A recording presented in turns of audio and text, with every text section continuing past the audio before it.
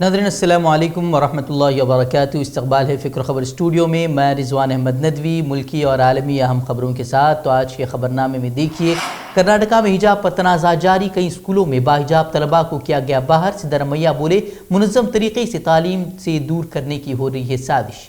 जम्मू कश्मीर पंजाब में ज़लज़ले के झटके, किसी भी तरह के जानी माली नुकसान की खबर नहीं। नोएडा के आसपास भी ज़लज़ले के झटके किए गए महसूस। गैर कानूनी रेत कानूनी मामले में चरणजीत सिंह का भांजा हनी 8 फरवरी तक ईडी की रिमांड में। परसों जालंधर से हुई थी गिरफ्तारी। कोरोना से हुई मौत मामले पर सुप्रीम कोर्ट की रियासतों और मरकजी हुकूमतों को हिदायत, 10 दिनों में अब देना होगा मुआवजा। सऊदी अरब में अब मास्क न लगाने पर लग सकता है 1 लाख रियाल का जुर्माना। तो नाज़रीन, खबरों की तफसीलात से कबल आपसे गुजारिश करना चाहेंगे कि अगर आप हमारा ताउन करना चाहते हैं तो आप हमारे चैनल को सब्सक्राइब करें, उसके साथ ही बेल आइकन पर भी क्लिक करें। और अगर आपको वीडियो अच्छी लगती है तो लाइक करें, शेयर करें उसके साथ, और कमेंट बॉक्स में अपने राय ज़रूर रखें। तो नाज़रीन, बढ़ते हैं ख़बरों की तफसीलात की तरफ।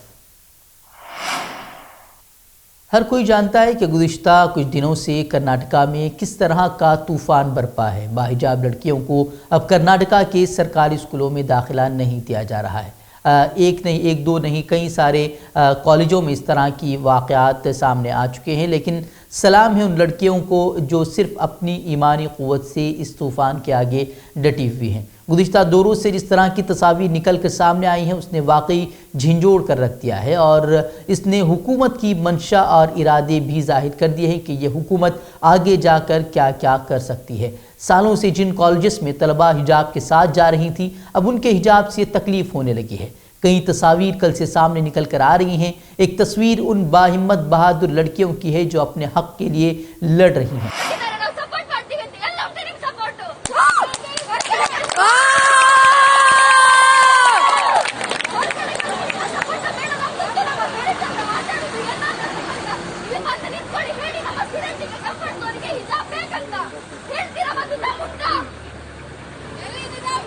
Students are like family. We are family. This is our respect.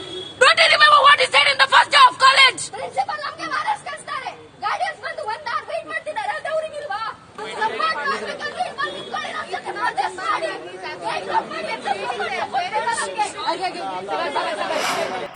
शायद आप में से बहुत सारे हिंदी और उर्दू बोलने वालों को उनकी बातों से कुछ समझ नहीं आ रहा होगा कि ये लड़कियां बोल क्या रही हैं, लेकिन मुझे यकीन इस बात का ज़रूर है कि आप उनका ये सच्चा जज्बा महसूस ज़रूर कर रहे होंगे। ये एक तरह की तस्वीर है, तो दूसरी तरफ कॉलेज के गैर मुस्लिम तलबा की तस्वीर भी आप देख लें कि आपको पता चलेगा कि ये जो फ़िरक़ा परस्ती का जहर सियासी मफादात के लिए फ़ज़ाओं में घोला जा रहा है, उसका असर किस अंदाज से हो रहा है। जो नौजवान जिन्हें मुल्क का मुस्तकबिल कहा जाता है, वो बेमतलब गले में भगवा शाल ओढ़े हुए जय श्री राम के नारे लगाते हुए जा रहे हैं।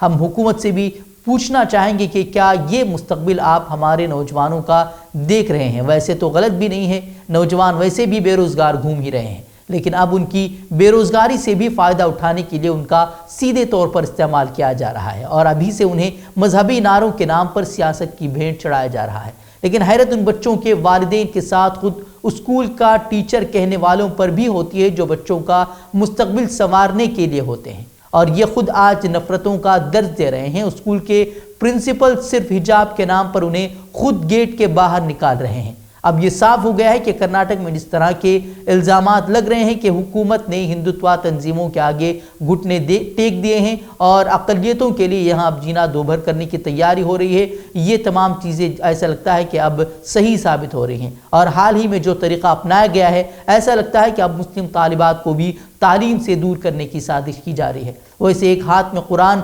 दूसरे में कंप्यूटर, मुस्लिम ख़वातीन को बाइख्तियार बनाने की बातें, सबसे बड़ा जमहूरी मुल्क जहाँ हर एक को उसके मज़हब पर अमल पैरा होने की आज़ादी, जैसे ये जो हेडलाइंस हैं आपने अखबारों के फ्रंट पेज पर गुज़िश्ता कई सालों में आपने इस तरह की हेडलाइंस देखी होंगी। जब मुल्क के वज़ीर आज़म ने ऐसे नारे दिए, لیکن بی جے پی حکومت میں نیو انڈیا کی جو تصویر ہے وہ حقیقت اس کی کیا ہے یہ آج ہر کوئی اپنے آنکھوں سے دیکھ رہا ہے۔ اور جس طرح ہندوستان کو ہندو راشٹر بنانے کی بات کی جاتی ہے تو لگتا ہے کہ یہی ہندو راشٹر کی ایک تصویر ہے جہاں مسلمانوں کو ان کی اسلامی شناخت کے ساتھ کسی بھی صورت میں منظور، کسی بھی صورت میں تسلیم نہیں کیا جائے گا۔ ویسے کرناٹکا میں حجاب تنازع پر جس طرح سے ہنگامہ مچا ہوا ہے اس کو لے کر گزشتہ روز جامع مسجد کے ممبر سے جس طرح کا خطاب کیا گیا جو درد بھرا خطاب تھا، شاید آپ کو ضرور سننا چاہیے۔ اس کی لنک آپ کو یہاں آپ کو آئی بٹن پر کلک کرنے سے آپ کو مل جائے گی۔ تو وہیں کرناٹک میں اب حجاب کو لے کر تنازع بڑھتا جا رہا ہے۔ سوشل میڈیا پر حجاب از مائی رائٹ جیسے کئی ہیش ٹیگ ٹرینڈ بھی کر رہے ہیں۔ ویسے آج کے دور میں سب سے سستا اور آرام دہ احتجاج کا طریقہ یہی رہ گیا ہے کہ آپ جائیں اور ٹویٹر پر ٹویٹ کریں اور اپنا احتجاج درج کروائیں۔ تو وہیں کانگریس نے بھی اس معاملے پر سخت رد عمل کا اظہار کیا ہے۔ کرناٹکا کانگریس لیڈر سدھارمیہ نے حجاب کو لڑکیوں کا بنیادی حق قرار دیتے ہوئے پرنسپل کو معطل کرنے کا مطالبہ کیا ہے۔ اپوزیشن لیڈر سدھارمیہ نے کہا کہ حکومت نے یونیورسٹی سے پہلے کی سطحوں پر یونیفارم کو لازمی نہیں کیا ہے۔ انہوں نے اسے شہریوں کے بنیادی حقوق کی خلاف ورزی قرار دیا۔ انہوں نے ایم ایل اے رگھوپتی بٹ اور پرنسپل پر بھی تنقید کی اور کہا کہ ایک پرنسپل جو سرکاری خزانے سے تنخواہ حاصل کرتا ہے وہ گیٹ پر کھڑا ہو کر طالبات کو باہر نکال دیتا ہے۔ انہوں نے الزام لگایا کہ یہ صرف بی جے پی رہنماؤں کے اشارے پر ہو رہا ہے۔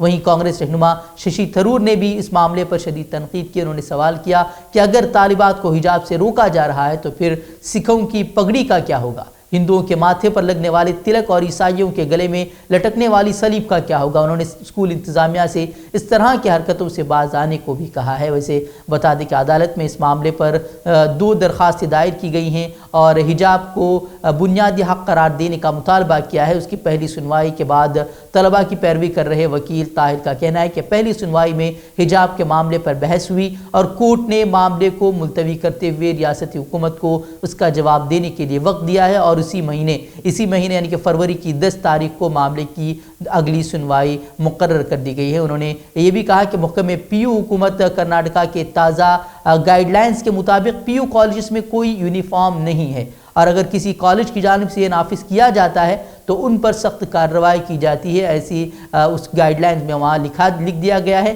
وہیں اب دیکھنا یہ ہوگا کہ عدالت اس پر کیا فیصلہ سناتی ہے۔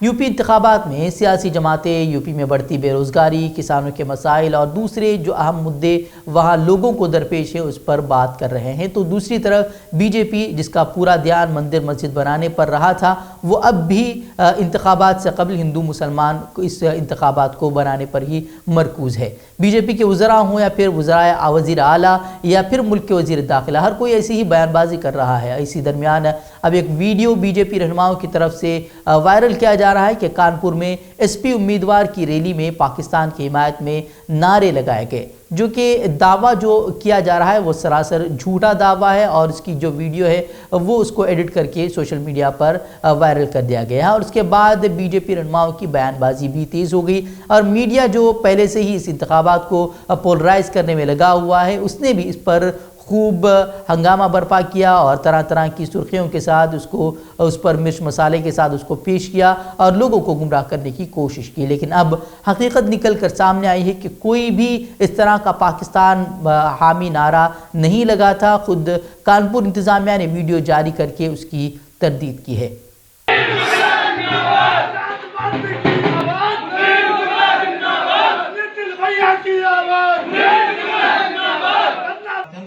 ویڈیو جس میں سماجوادی پارٹی کے پرتیاشی کے پرچار کے دوران پاکستان شبد کا پریوگ کیے جانے کی شکایت پراپت ہونے پر ایف ایس ٹی ٹیم سے جانچ کرائی گئی۔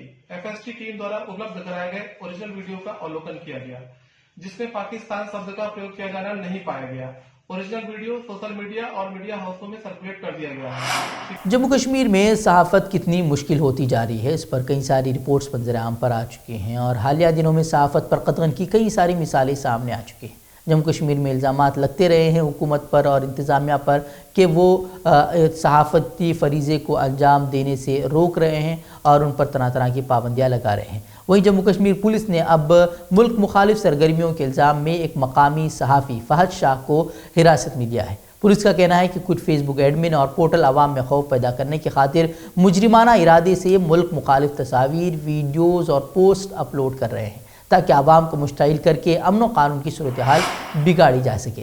وہیں فاحشہ کی گرفتاری پر محبوبہ مفتی نے اپنا ردعمل ظاہر کرتے ہوئے سوالیہ انداز میں کہا ہے کہ آپ کتنے فاحشہ کو حراست میں لیں گے۔ انہوں نے بتایا کہ حکومت کے خلاف کچھ بولنا بھی ملک مخالف سرگرمیوں سے تعبیر کیا جا رہا ہے۔ محبوبہ مفتی نے بتایا کہ فاحشہ نے بطور صحافی جو کام کیا وہ زمینی حقائق پر مبنی ہے جو حکومت کو ناگوار گزر رہا ہے، اور اس کا نتیجہ یہ ہے کہ فاحشہ کو حراست میں لیا گیا۔ ویسے کئی سارے صحافی جو ہے وہ اب بھی جیلوں میں ہیں، 2 سالوں سے صحافی جیلوں میں بند ہیں، لیکن ان کی رہائی کے کوئی انتظام نہیں ہو پا رہے ہیں۔ سعودی عرب میں کورونا کی نئی قسم اومیکرون کے پھیلاؤ کو روکنے کے لیے سخت کورونا پابندیاں نافذ کرنے کا فیصلہ کیا گیا ہے، جس میں عوامی مقامات پر ماسک پہننا بھی لازمی ہے اور اس کی خلاف ورزی پر جرمانے کی رقم 1 لاکھ ریال تک بڑھا دی گئی ہے۔ سعودی عرب میں ماسک پہننے کی پابندی کی خلاف ورزی پر 1000 ریال جرمانہ عائد کیا جاتا ہے، تاہم اب ایک ہی شخص کے دوسری بار خلاف ورزی پر یہ جرمانہ دگنا بھی ہو سکتا ہے۔ سعودی وزارت داخلہ کا کہنا ہے کہ اگر کوئی شخص بار بار ماسک پہننے کی پابندی کی خلاف ورزی کا مرتکب پایا گیا تو اس پر 1 لاکھ ریال تک کا جرمانہ عائد کیا جا سکتا ہے، یعنی کہ اگر کوئی ہندوستانی ہے تو وہاں رہ رہا ہے تو 1 لاکھ جرمانے کا سیدھا مطلب یہ ہے کہ 20 لاکھ ہندوستانی روپے اسے جرمانے کے طور پر ادا کرنے ہوں گے۔ بیان میں مزید کہا جاتا ہے کہ ماسک پہننے کا مطلب ناک، منہ اور تھوڑی کا مکمل طور پر ڈھانپنا ہوگا۔ غیر محتاط انداز سے ماسک پہننے والوں کو بھی جرمانے کا سامنا ہو سکتا ہے۔ وہیں ترک میڈیا نے جمعہ 4 فروری کے روز صدر ایردوان کے ایک بیان کا حوالہ دیتے ہوئے بتایا ہے کہ ترکی اور اسرائیلی قدرتی گیس یورپ پہنچانے کے لیے مل کر کام کر سکتے ہیں اور دونوں ممالک کے مابین توانائی کے شعبے میں اس ممکنہ تعاون پر اگلے ماہ ہونے والے 2 طرفہ مذاکرات میں بات کی جائے گی۔ ترکی اور اسرائیل نے 2018 میں 2 طرفہ کشیدگی کے بعد سے اپنے ہاں سے ایک دوسرے کے سفیروں کو بے دخل کر دیا تھا۔ انقرہ نے تب مغربی کنارے کے فلسطینی علاقے پر اسرائیلی قبضے اور اسرائیل کی فلسطینیوں سے متعلق پالیسیوں کی مذمت کی تھی، جبکہ اسرائیل نے مطالبہ کیا تھا کہ ترکی غزہ پر حکمران فلسطینی عسکریت پسند تنظیم حماس کی حمایت بند کر دے۔ اس کے بعد سے دونوں ممالک کے تعلقات بہت کشیدہ ہو گئے تھے۔ وہیں اب حال ہی میں ترک صدر نے بیان دیا ہے کہ اسرائیل کے صدر جلد ہی وہ ترکی کا دورہ کرنے والے ہیں، جس کے بعد سے قیاس آرائیاں کی جا رہی ہیں کہ ترکی اور اسرائیل کے درمیان قربتیں بڑھنے والی ہیں۔ تو ناظرین، آج کی خبروں میں اتنا ہی۔ کل پھر ہوگی ملاقات مزید اہم خبروں کے ساتھ۔ مزید خبروں کے لیے آپ ہمارے ویب سائٹ fikrokhabar.com کی طرف رخ کر سکتے ہیں، اور دوسری ویڈیوز کے لیے آپ ہمارے یوٹیوب چینل کو سبسکرائب کریں۔ تو اسی کے ساتھ مجھے اجازت دیں۔ السلام علیکم ورحمۃ اللہ وبرکاتہ۔